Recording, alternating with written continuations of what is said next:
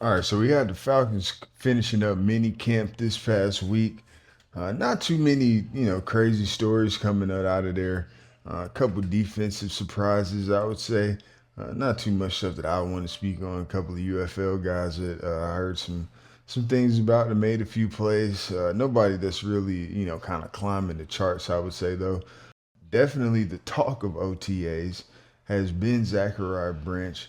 I think this is, the highlight of the draft, 100% for sure, especially on the Falcons end. I think league wide, it was probably a major pick for a lot of teams. And I think, honestly, it's great to hear that, he's been good at wide receiver. He's been doing some things that people kind of wanted to see on field, right? We kind of heard that a lot about the screens and things of that nature. So we wanted to see him create that separation. We wanted to see some of those yak yards, and I think that's been as advertised from what I've read and heard out of minicamp. So that's great to see. But I think the more important part, specifically for the Falcons, is the fact that he seems to be emerging early on as a returner because the special teams has been something that the Falcons have been, man, listen, it's definitely been an Achilles heel to say the least, just to kind of keep it PG. But definitely great to see him, kind of bring a spark to that special teams. That's something they're definitely going to need moving forward. I kind of look at LeJontay Wester's rookie season in terms of where I see him going next season.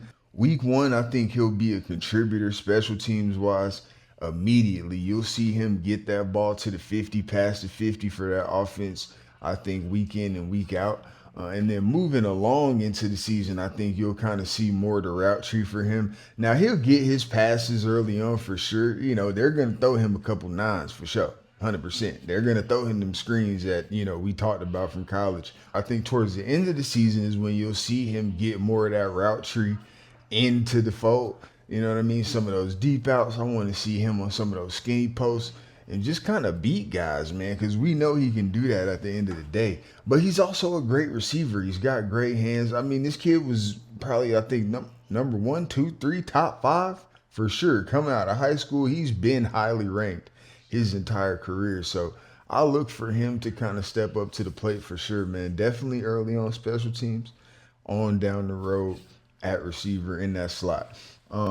Looking at the quarterbacks, man, obviously I got to bring up Jack Strand just because that was somebody that kind of stood out to me on tape early on when I was watching some of the draft prospects.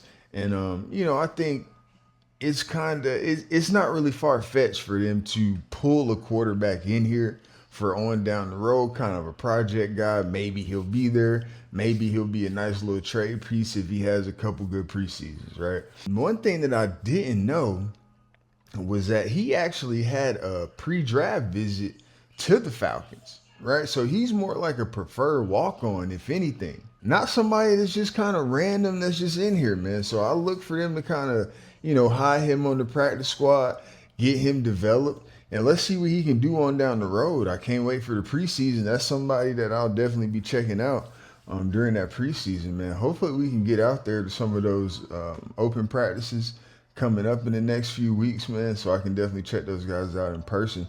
But overall, though, as far as the quarterback competition is concerned, now, obviously we know not until Michael Penix is completely healthy, we can't really call it that, according to the quarterback's coach, but it is what it is, right?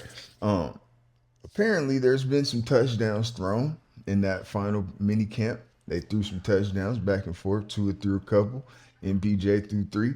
Now, not too much is, back and forth. It is what it is. Tua is going to make his plays. MPJ is going to make his plays. It's more so about how the coaching staff feels moving forward and, into the future with this offense. But one thing that kind of stuck out to that is it was kind of funny because it's really a microcosm of what we want this team to be with Michael Penix, right?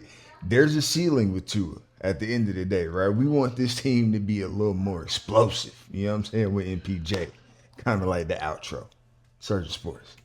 Surgeon Sports Network.